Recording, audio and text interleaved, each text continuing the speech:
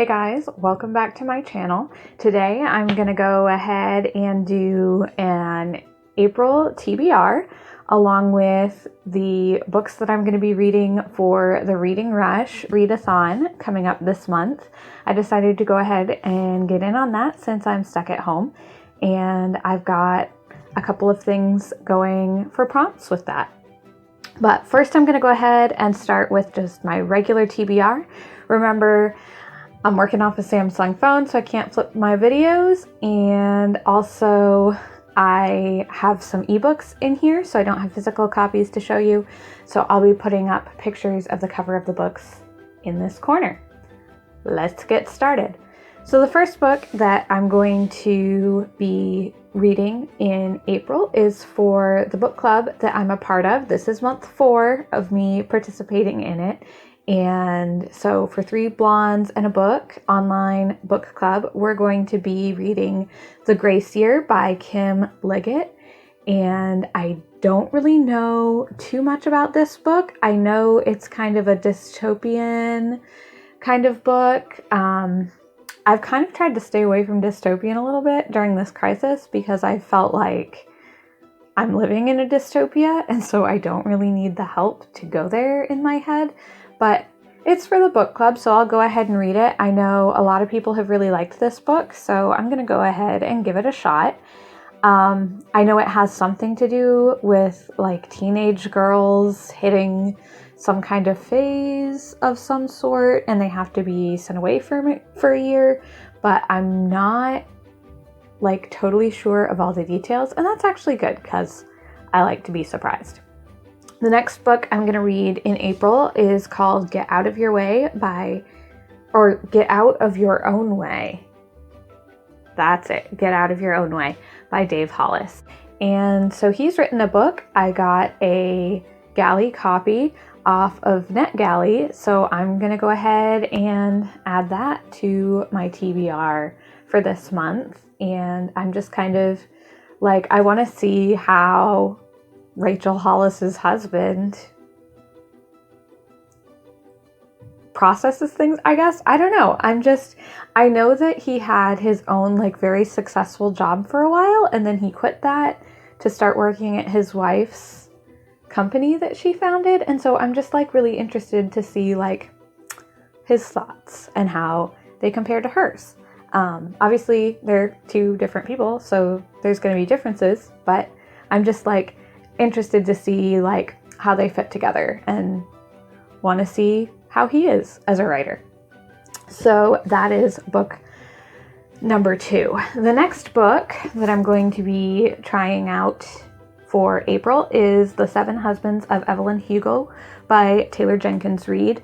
I actually kind of started this last month. I got about 10 pages in, and then I had all these reading goals for March, and I wasn't going to hit like half of them because I'd been in this slump. And so I decided I wasn't invested enough in this book to keep going and still try to hit my other March goals. And so I just set this one down and was like, I'll pick it back up again in April. So we're going to be going back into this one. It is about a reclusive Hollywood actress who I guess is older at this point, and she's like a fashion icon, and she is on her 7th husband and has kind of lived this scandalous life. Honestly, kind of sounds a lot like Elizabeth Taylor, and it seems like from the like trajectory of her career that it might maybe have been around a similar time period. But basically, she's getting older, she's towards the end of her life, and there's an interview with a journalist that's apparently really surprising, and she's going to auction off like an iconic dress.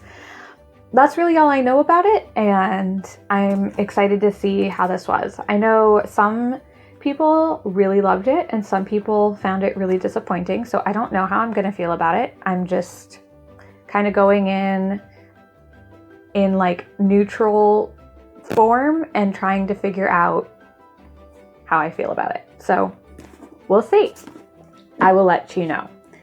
The next 3 books I'm going to read are, I really, really, really have to catch up with Book of the Month. I joined Book of the Month Club in February, and I never got to the book from February. And then the March book came, and I was in a slump, and I still hadn't read the book from February. And so now I just got my April book on Friday, which when I'm recording this was 2 days ago. And so I have 3 books from Book of the Month sitting here that I haven't even picked up. So the first one is The Girl with the Loud Invoice by Abby, I'm going to say Dare. I'm not really sure how to pronounce that. I'm bad at pronunciation. But I don't know a ton about this book. I know it's definitely a more diverse title. So the synopsis says, Aduni is a 14-year-old Nigerian girl who knows what she wants, an education. The only daughter of a broke father, she is a valuable commodity. Removed from school and sold as the 3rd wife to an old man, Aduni finds that her life amounts to this: 4 goats, 2 bags of rice, some chickens, and a new TV. When unspeakable tragedy swiftly strikes in her new home, she is secretly sold as the domestic servant to a household in the wealthy enclaves of Lagos, where no one will talk about the strange disappearance of her predecessor, Rebecca. No one but Aduni. As a yielding daughter, a subservient wife, and a powerless servant, Aduni is repeatedly told that she is nothing, but Aduni won't be silenced. She is determined to find her voice in a whisper, in song, in broken English, until she can speak for herself, for the girls like Rebecca, who came before, and for all the girls who will follow. Featuring a remarkable, unforgettable heroine, Abidare's incredible debut novel is a heartbreaking coming-of-age story that vividly captures a young woman's courageous struggle for the right to choose her own future. So I definitely think this is going to be good, hard-hitting, definitely kind of heavy. But I just always feel like it's good to read about the circumstances of people in other cultures from other lives that I can't necessarily even relate to. So I'm excited to try this one out. I've heard really good things about it, and I can't wait to dig in. The next book for April is my March Book of the Month Club book that I chose. It's called A Good Neighborhood by Therese Ann Fowler. So basically it sounds like your typical suburban drama with a gated community kind of thing, and people moving in that don't fit in with the community. I don't really know too much about it.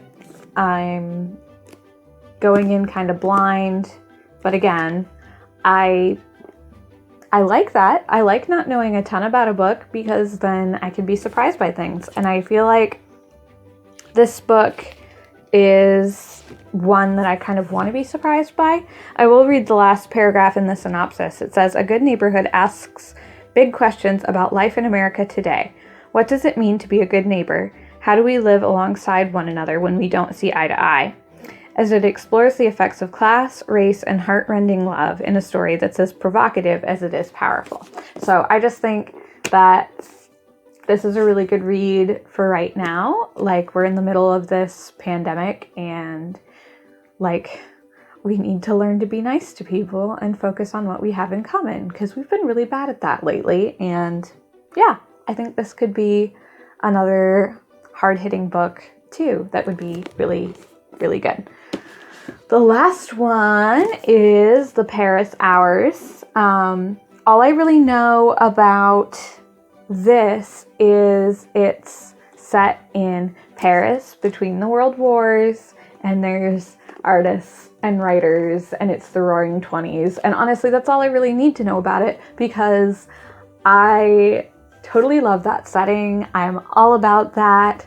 I really just want to party with Jay Gatsby, I picked this because it was like 1920s Paris, artists, writers. I was like, hey, that's all I need to know. So I'm excited to get into this and see how I like it. I'm sure I will. I'm sure I'll love it.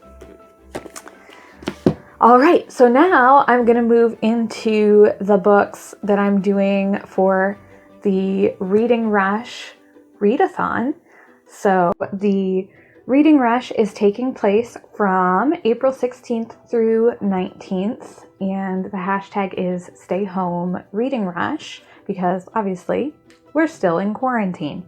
So I have the prompts. The first one is a book with a house on the cover, and so I picked up out of my TBR stacks Evie Drake Starts Over. This is actually set in Maine, which is where I live, and so any storyline set in Maine like automatically gets me. I have problems because sometimes I feel like maybe the authors that write about Maine have never been to Maine.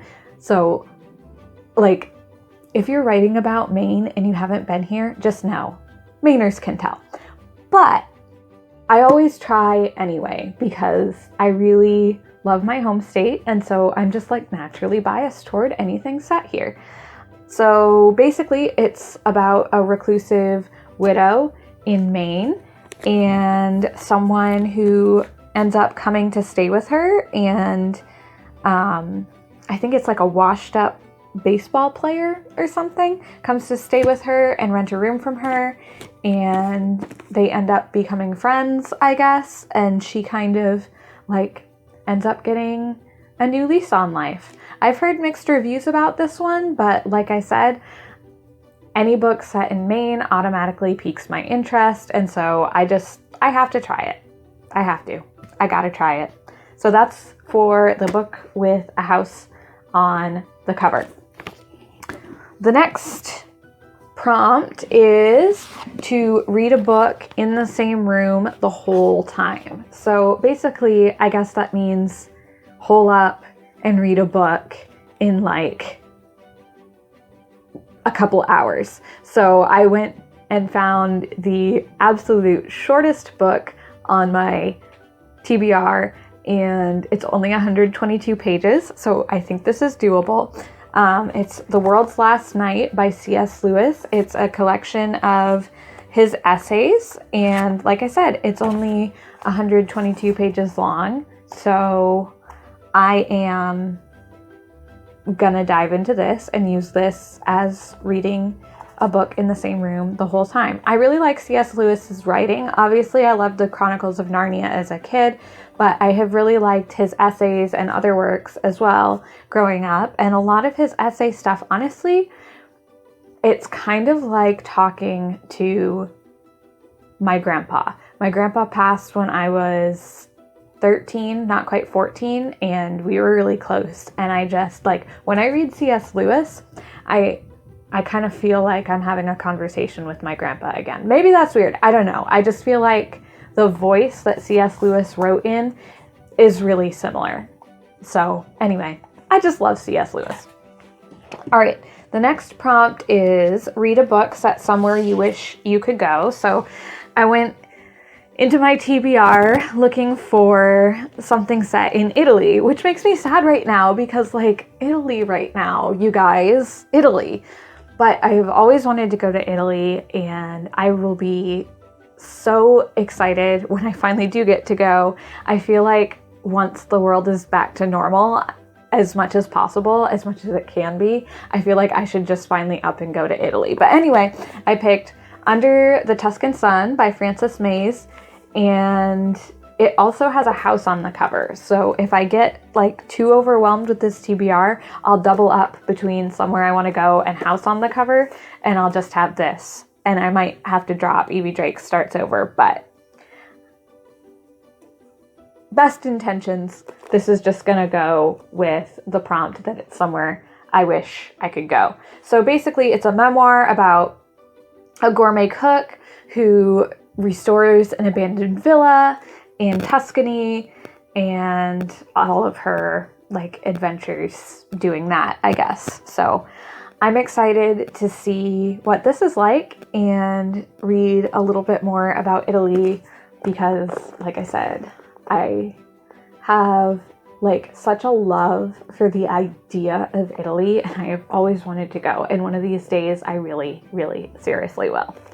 All right, the last prompt is to read a book that will make you smile. So this one is really thick, which is the reason I think I might have to drop one of these, but I'm hoping that it's going to be really good and I'll get super into it and it'll just draw me in and I won't have a problem getting through it, but it is really thick. This book, I actually saw another booktuber that I follow who read it for a different readathon and didn't actually like it, but as she was describing it, I thought it was something that I could totally go for right now, and so I actually immediately ordered it from Amazon. So it's The Unexpected Everything by Morgan Matson. As you can see, it's like really thick, but I'm hoping it's really good. It did make the New York Times bestseller list.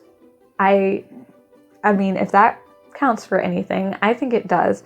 But basically, it's about a girl who had like everything planned out. Her dad's a politician. He gets into scandal and it like totally upends her life. And she's walking dogs and there's a love interest. And I think the premise of the book is like sometimes things that you don't plan and the unexpected things that happen in life end up being the best things for you.